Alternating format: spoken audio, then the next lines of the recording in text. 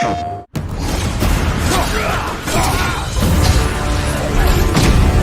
a combat perspective, I always, and I still feel like the meat and potatoes of any God of War game is combat.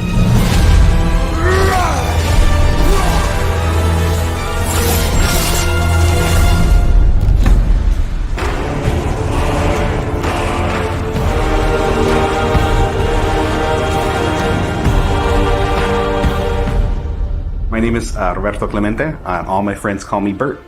I'm a senior combat animator here at Sony Santa Monica. My name is Kim Nguyen, and I'm a gameplay animator. Hi, I'm Sabra, and I'm a senior VFX artist on God of War Ragnarok. My name is Grace Pan, and I'm a gameplay animator in God of War Ragnarok. Hi, I'm Stephen O'Hara, GBA, combat designer on God of War. And I create interesting and memorable creatures that players like to attack and defend against. As an animator, you gave life to characters. You make them move, you give them personalities, you give them weight.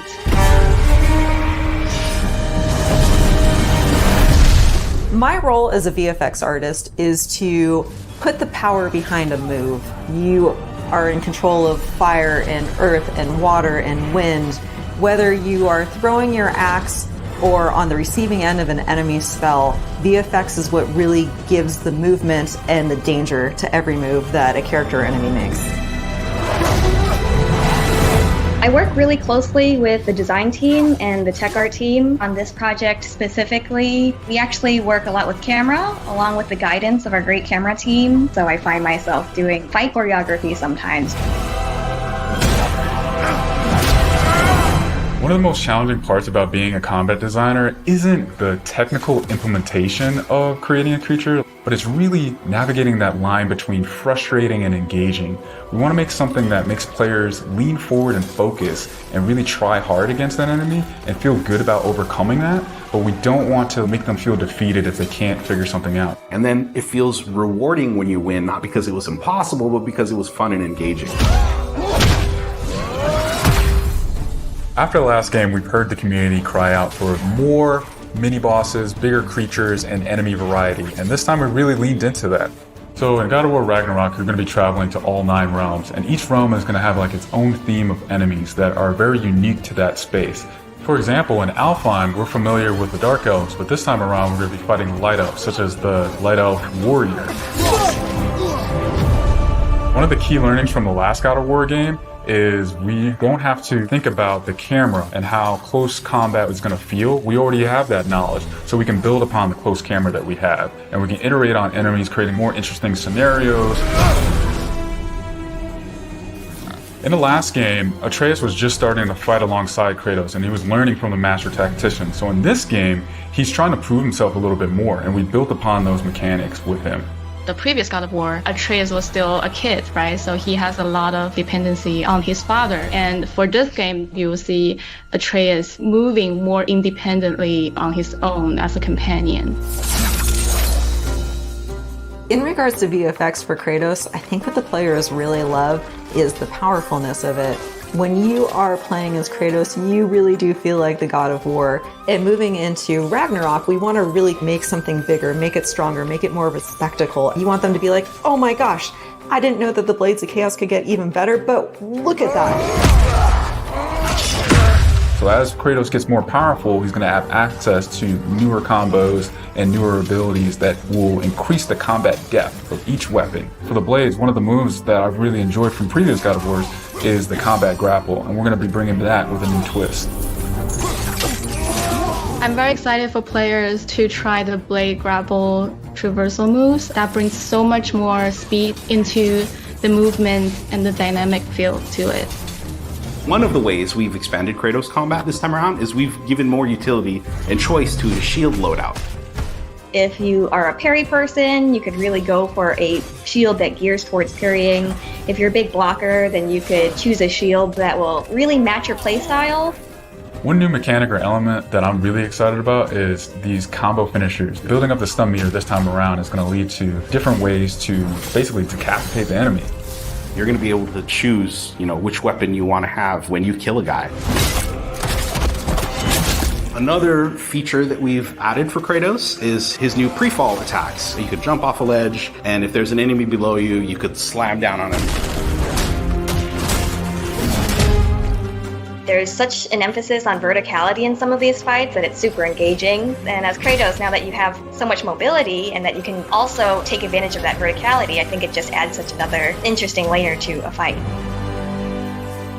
In God of War Ragnarok, we've enhanced the Kratos and Atreus duo. He's going to initiate a little bit more, be aggressive. He's going to fight alongside you, and sometimes even surprise you with his combo abilities too. Some of the new expanded companion actions that you'll see Atreus do leverage the fact that he's older now, he's bigger now. And he's different from Kratos, so his magic has a different flavor. Not only that they fight side by side together, there are also a lot of mini games and player interaction moments. For example, like the puzzle systems and the set pieces. You definitely will see a lot more collaborations between father and son.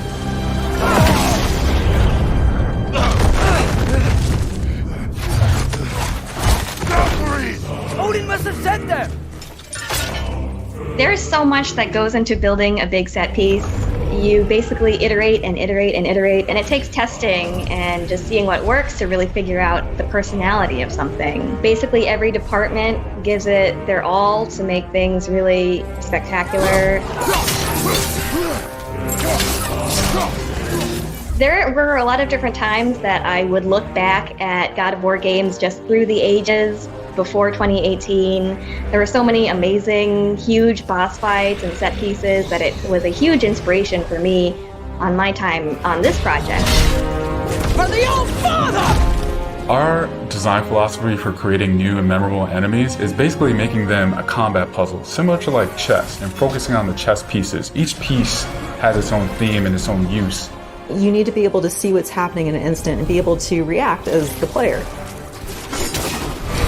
There's a couple of different ways that we go into making an attack very readable for the player. Sometimes we add a signature audio cue, or we'll add the different rings, such as what we did in the last game, that lets you know that this attack is unblockable, you need to dodge it. There's so many different ways that VFX really helps not just show what an enemy is about to do, but show who the enemy really is.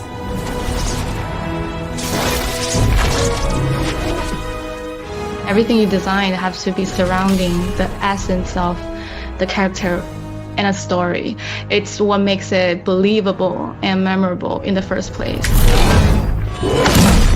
I think what I'm most excited about is for players to experience the diversity of enemies that this game has to offer. You will be fighting everything from small little creatures to things that will take up the entire screen. All of their designs run the gamut. I think each one looks so much different from the next one, and each of them have their own play styles and their own little fantasies that go into it. And so I think if you are really into Norse mythology, you'll be very interested to see how Sony Santa Monica has taken some of these creatures and interpreted them for God of War. Everything that goes into the game, there's emotion behind it and intent behind it, and by the time it gets to you, everything that you've seen that you're going to play and experience has been sweated over, bled over, tested, and is fun to play.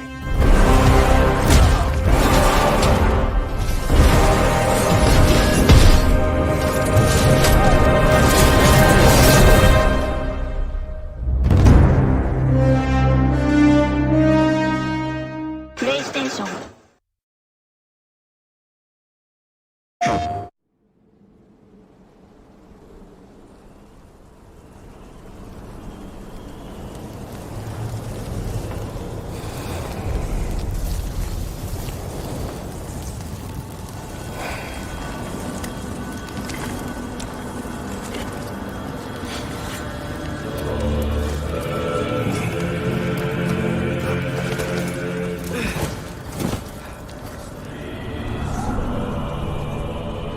Time is running out.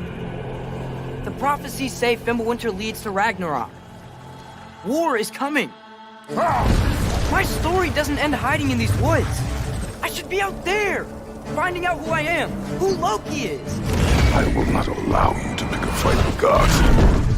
I don't want to fight anyone. I just want answers. And if those answers lead to war with Asgard, Maybe that's what Mother wanted. We do not know what Mother wanted. Well, I recognize that dour expression anywhere. Odin's got tricks up his sleeve we haven't dared to consider. What if there was someone who could help us? You mean Tyr, the old god of war in these lands, who is dead? Well, for a dead man, Odin seemed pretty keen on seeing he wasn't found. If he's out there, we gotta find him. Come in! What in all yarns be the happened to him? We're trying to stop Ragnarok, to help people. And what if the only way to do that is war?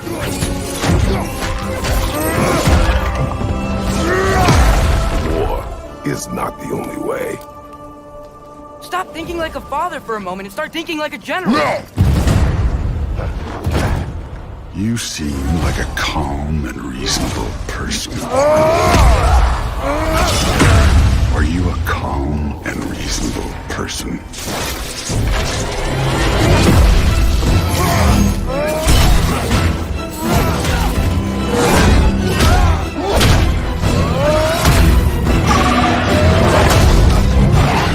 In moments of crisis,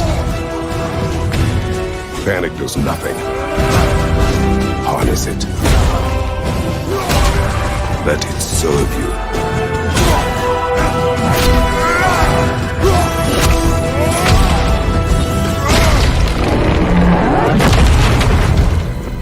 Tyr!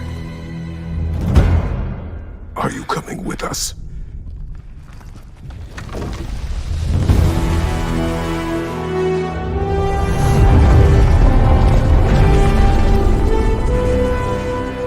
You'll get your answers soon enough. Well, some of them.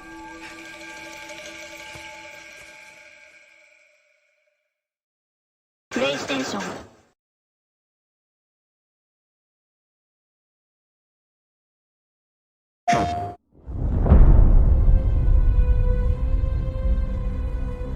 Everyone keeps secrets.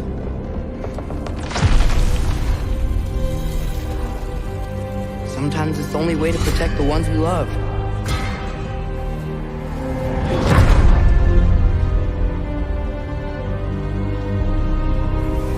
I know you. God Killer. What is it you want from me? Is it a god of war you came to find? You don't really want war, do you, Kratos? All that blood on your hands?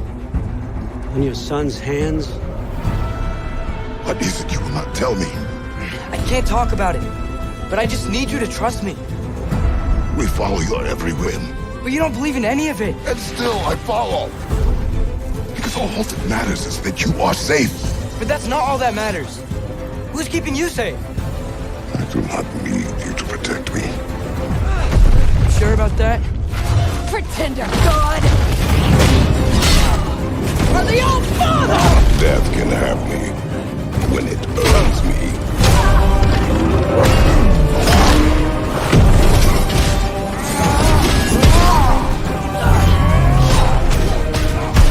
What do you even know of godhood? In your lifetimes, has anyone ever worshipped you?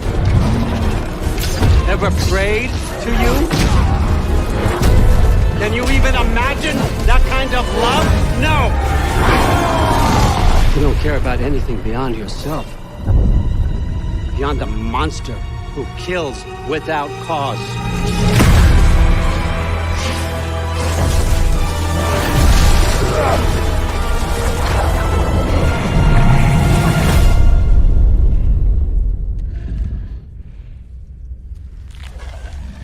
Fate only binds you if you let it.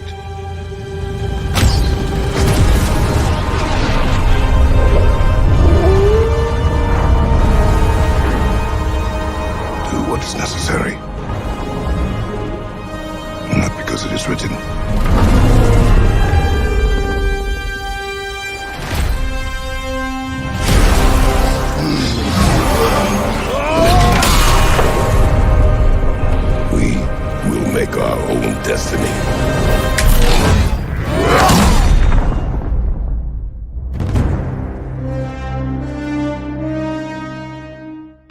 so much.